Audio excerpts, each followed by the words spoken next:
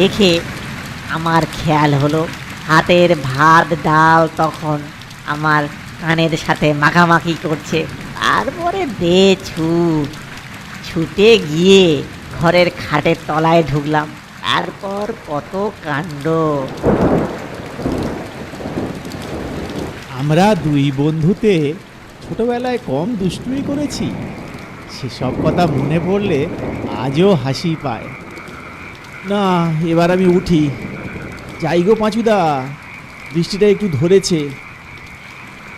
হ্যাঁ হ্যাঁ, তুমি এসো।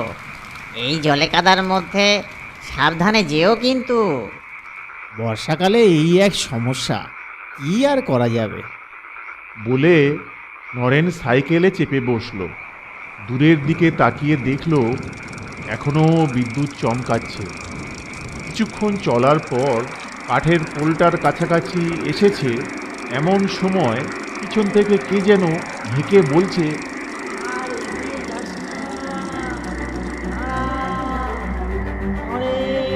হরেনের গলা মনে হচ্ছে না?